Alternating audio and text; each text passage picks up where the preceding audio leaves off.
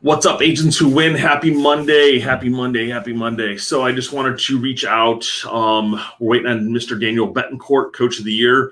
He is on a international Zoom doing a closing, so it's pretty exciting stuff. But we wanted to bring a topic to you today about why to reach out to your sphere. It's like the top 10 reasons to reach out to your sphere. And I've been doing a lot of coaching lately, getting coached on, reaching out to your sphere, how to get more business from our repeat and referral customers. And, that's where my business has been. And so I wanted to just advise some tips on that. And one of my coaches, Tommy Sedgwick, is also doing a class with Jen. I believe he's opened up the stuff till this Friday, the registration's till this Friday. So I'm going to drop that link in the chat as well to get signed up. We've done a previous show with Tommy about why to reach out your sphere and gain more business. Some of our friends that we know have gone from 0 to 100 in the business about, basically reaching out your sphere and not buying leads. We spend a lot of money chasing the rabbit, and why not have the rabbits come to us? And so calling your sphere is going to get the rabbits to come to you guys. And, people who are going to know, like, and trust you instead of chasing the average internet lead. Our sphere, people who know, like, and trust us are going to want to work with us more. And they appreciate that personal referral. Think about your lenders, when the buyer calls you up and says, hey, I want to buy a house that was referred to you. Do you know a lender? You always refer to one or two of your top people. And that lender appreciates that. And it's a better connection between the three of you. Versus I've got my random realtor off the internet, and I've also found a online application through LendingTree or one of those other many services that sell it back to one of our local people to work. So why not have that circle of trust amongst your peers? And it's, working your sphere is going to be a lot of doing like the BNI groups, and working your local business partners and things along that line of how you can help build each other's business. But let's dive into the top 10. Number one reason why you want to call them, something's going to spark their curiosity. Their goal of staying in touch with your database and is to keep the conversation going. I am reading from a sheet that I've made some notes on. So if I look down, that's what I'm doing. Anyways, number two, give an exclusive offer just for them about like an event you have coming up that's for your sphere or for your clients. Like we just hosted an Easter event at our office, and it was for our buyers and for our past clients and also for future clients that we know that have engaged with us that we're working with to kind of help build that connection better. Our recent event we just did, we ended up getting 3 new buyers from that are now committed to us working with our lenders for pre-approvals. They were people that were in our network. We invited them and they saw what we do for our people. And now we've gotten, because of that event, 3 new clients coming from it. That's going to pay for that event tenfold. Number 3, offer special promotions, limited time offers. For example, you can make a call on a client who you sold a year ago. Warranty just expired. If you got the home warranty with the contract, well, a lot of the warranty companies now are offering monthly payment plans, so the buyer doesn't need to put out a $600 or $700 check to renew the warranty. They can do it at $55 a month. That's a special promotion that the warranty companies are offering now, so that's something you can offer them. Or ADT. Rusty Moore, one of our reps, does 6 months free on the warranties on the alarm side of things. So that could be a special promotion you're reaching out to. Find out from your vendors, what they're doing on the. Find out from your vendors what they can offer you to offer back to your clients. You'll be amazed at what's out there. Share some knowledge, education. Your expertise is valued and appreciated. Especially when your intent is truly to share information that will help you with them. If you want to talk about the market, what's going on in the neighborhoods, why it's good to buy an investment property right now, things along that line are what you want to reach out to your people for. Another reason, we're doing video CMAs to our clients right now so they can see what the value is, not having to, we're doing like 5 to 10 a day, as much as we can get done, but it's just getting in touch with our clients, providing them another piece of value. Invitation, a community event, which we just talked about what we were doing. Or a reminder of the annual holiday parade in town. Obviously, it's Christmas, so you can talk about, hey, what's going on in your local market there as far as events that are happening. Especially, I think it'd be great with this year being COVID, coming out of COVID with the parades coming back around, the Thanksgiving things happening, or fireworks festivals. The towns that are doing that stuff, create an email blast about that. It's another reason to reach out about, hey guys, who wants to go to a fireworks show? This is the 5 top towns that are having them.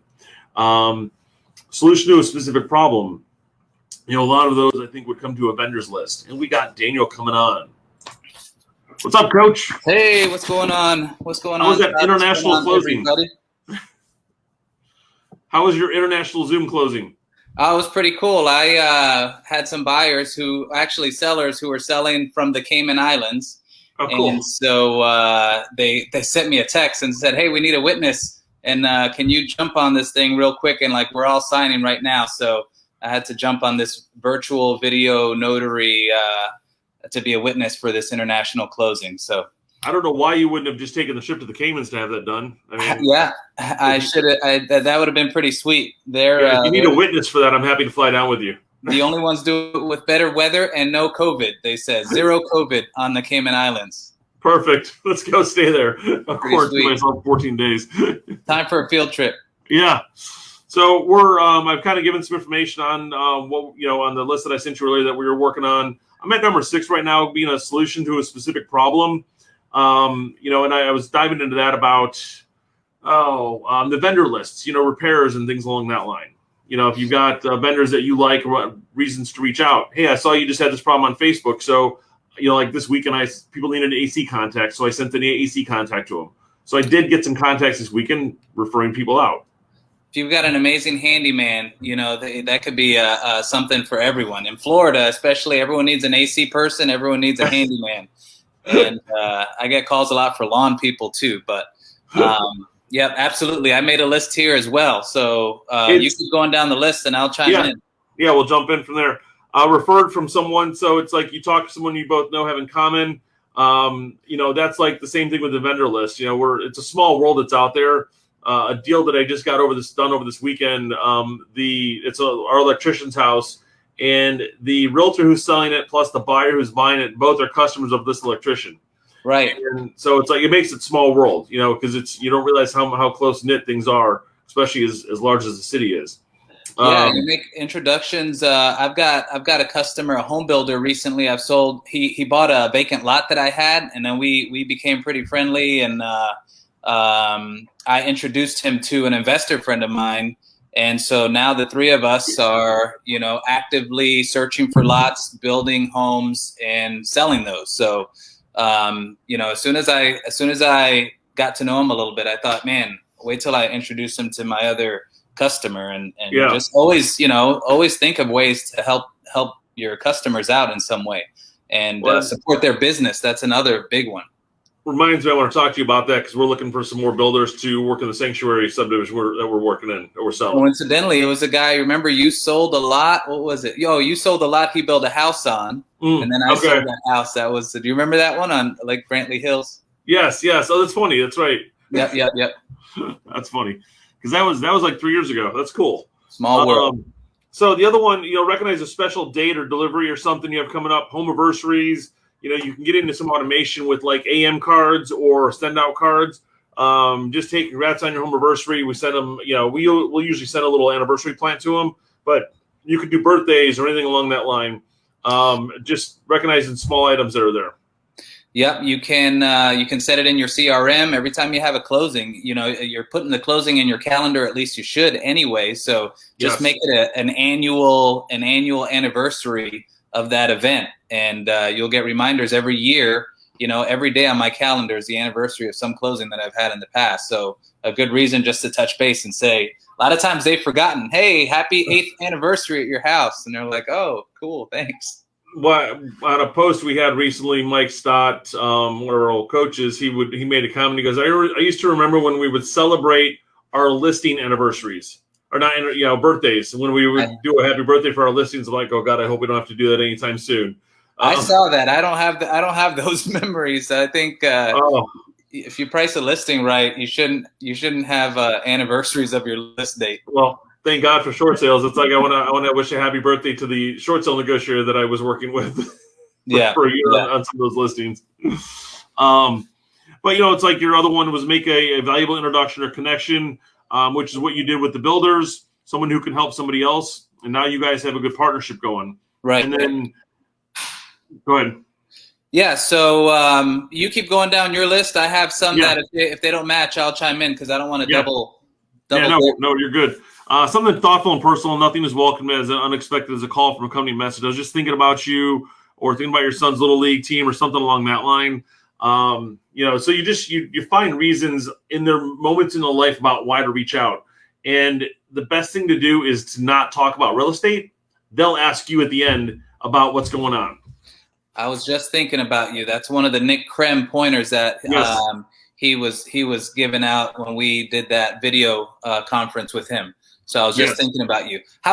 We think about our customers all the time. Like we drive by a house that we sold and we think about them. Might as well just pick up the phone and give them a shout and say, "Hey, I just drove by your house and was thinking about you. How you doing?" I mean, it's as simple as that. Even if they don't pick up, just leave the message. It's a touch. It's a little subtle reminder. They might have forgotten your name. Message all too often. Right. So what do you got on your end? I've got my 10 out. So I've got, for example, one that you probably are really good about is Homestead Exemption. The deadline passed, but when it's time for Homestead Exemption, to remind a bunch of your customers that, the deadline's coming up for Homestead Exemption. So I've done a video for that, send it out, tell them the benefits of a Homestead Exemption. That's one. Interest rate changes are one that, a lot of homeowners are interested in knowing about. Congratulating, I know you've covered that, congratulating birthdays, anniversaries, graduations of kids, recalling the discussion topic that, happens all the time. Hey, I just thought of that thing that, we were talking about that one time, or I just remembered the name of that restaurant that I couldn't remember that one time. That's for the people that sometimes have some memory parts, for lack of a better phrase. So the Homestead Exemption, we do at the end of every year, we will mail your closing statement along with the letter and a link to the county where your homestead's at. So you have the closing statement for taxes, and you have the reminder to get your homestead filed. It's a great video topic too. Homestead Exemption, the Save Our Homes Act for realtors out there. We hear it all the time. Like, I don't know what to say. I don't know what to talk about. Pick that one. All the information's right on the county website. Just make bullet points and talk about it. No, it's perfect. Yep. Yeah, just check it in to say hi, just thinking about you. We covered those. An event invite. So I don't know if that was on your list. I don't think it was, but we talked about it in the last call. When you have events, it gives you a reason to invite them, to confirm whether they can make it or not, to tell them all about it after it happens if they were unable to make it, to give away prizes, and to invite them to the next event. So that's just one of the other benefits of having an event. I did talk about that, and it's basically like how we, got 3 new buyers out of the event we had. It was just a reason to reach out to people. Right. Yep. So these are all, awesome takeaways for anyone out there looking for reasons to communicate with their past customers, sphere, all that. And what I wanted to start doing is maybe at the end of these talks, discuss a question, because we're collecting questions from agents that we know, anything that they'd like to know more about, and we're going to make them discussion topics. So maybe we'll do a bonus round at the end of these lives on Monday, and help some people out there. No, that'd be awesome. Let's plan on start doing that. We'll have a running tally, and if you guys have questions out there, please drop them in our chat to us, or just put them on the Facebook page. Yep, text one of us. Yep, my number is 407-375-9142. Shoot me a text or message us on Facebook, or submit through Agents Who Win. The question, I received like 20 questions over the weekend, so I'm just gonna pick one randomly here. Someone asked, is it better to strive or close or shoot for 100 transactions a year with a single agent model? Like, you've got a team leader and then a staff of admin or 2 assistants. In this example that was given to me, an agent with 2 assistants versus a team leader with multiple buyer's agents. Is it better? Which one is better? So, I'm a perfect example of that, and yourself too, where we're both doing, at or above 100 deals a year, and we both have agents and staff. I've got a lot of staff on here, but I also have a lot of agents, and I don't personally want to sell 100 sales a year. I want to have a life outside of real estate. So if you have, you can structure the model in several different ways where you have showing assistants. If they're going to be running buyers around, listings are easy to manage because you can schedule that at your time. Your staff can then handle the transactions. But I'd rather have more feet on the ground that are actually making the sales and, building the brand than myself being the one running around. Yes, I agree with that. My point on the whole issue is we want to help other agents. Like we want to help bring up other agents who can replace what we're doing. So we're leading the team. Eventually, if we want to continue growing and at some point get out of production and lead a team in a different way, we want to bring up new team leaders and squad leaders. So one way to do that is start with buyers agents or agents. They don't have to be pigeonholed as buyers agents. They can do listings and buyers. But I think for longevity, for family life, for life outside of real estate, you don't want to be like the front man for 100 transactions because it's doable, but in my opinion, both know someone who's doing it. Yeah, I mean, there's a few people locally who are doing that, but in my opinion, it's better to bring up agents on your team, train them on how to become leaders. They can become squad leaders in the future, and then you can continue to grow your future vision depending on how big it is that you want to grow. So yeah, that's my input on that, and that's a Club Wealth way as well. And we're kind of going on that path now because as we slowly, not back down from production, but back from the business as much, where we can then work on the business instead of in the business. It is bringing in the squad leaders, which we have in place now in our team, and we're trying to push our business towards them. One, help them. Two, help us, where we can dedicate more time to coaching and training and building them up, and then where we can run the business itself. One example, different industry is John Morgan of Morgan & Morgan, right? So I don't think he's allowed back in the courtroom.